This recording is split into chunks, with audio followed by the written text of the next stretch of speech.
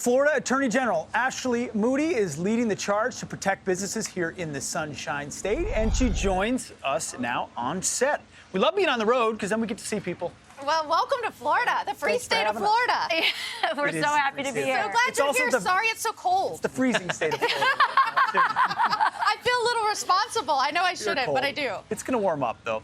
Thanks for being here. Tell us about this challenge, what you're doing, and what's the likelihood that it sticks? Well, as you know, Florida's been at the forefront of many of these vaccine challenges. The federal contractors is no different. They're trying to take law and ram through these unprecedented vaccines. It's not allowed for. You know, the federal contractor laws are supposed to meant for more efficient buying, better procurement policies, not widespread healthcare policy.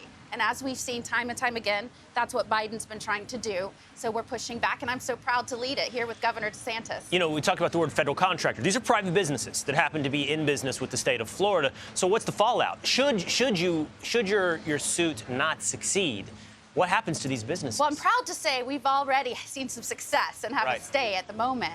And you know what, you're right. It's not just large corporations, and certainly that was an important fight, and we were so proud to claim victory.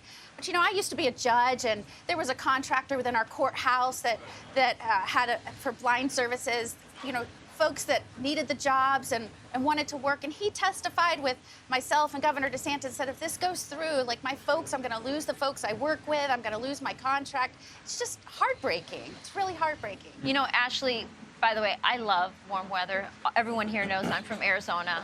But I'll take freedom over a little wind and cold any day, and this state is offering that. And I think that's why now you have 118 million domestic visitors to your state this year. People are not, and they're not just visiting, they're coming and they're staying.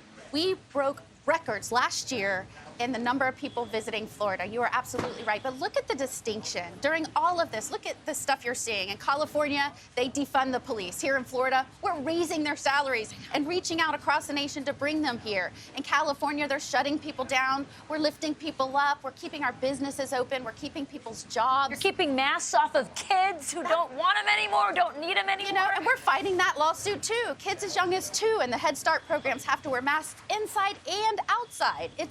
It's unconscionable.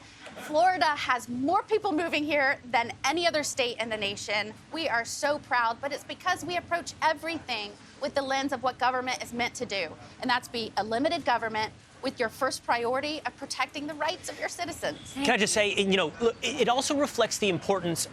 I personally neglect or don't love to see politics put at the forefront of everything, but it shows the importance of politics because Florida has not always been a red state. Yeah. Florida has been a purple state that could swing the other way. But because of the leadership in Florida, it has led the way towards freedom through this entire crisis. Leadership matters. It absolutely matters. And what COVID was terrible. Everyone knows this. But what it did is it was like a pressure cooker. Yes. And while these leadership differences always existed, when everything's going right, it's not as noticeable. But when the rubber hits the road, no pun intended, that's when you start seeing the remarkable differences in styles. And here in Florida, every decision that was made for the health, safety, welfare of Floridians was done through a lens of how do we protect people's individual rights. Yeah. And it's easy to forget how close DeSantis was to losing that election. I've thought about that many times, how different things would be.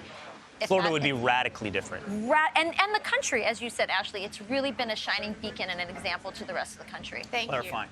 Good for you. All right, Proud of you. Ashley, congratulations. Thanks so much for being here. Absolutely. Great to have you in Florida. Thank you. Oh, we're so happy to be here.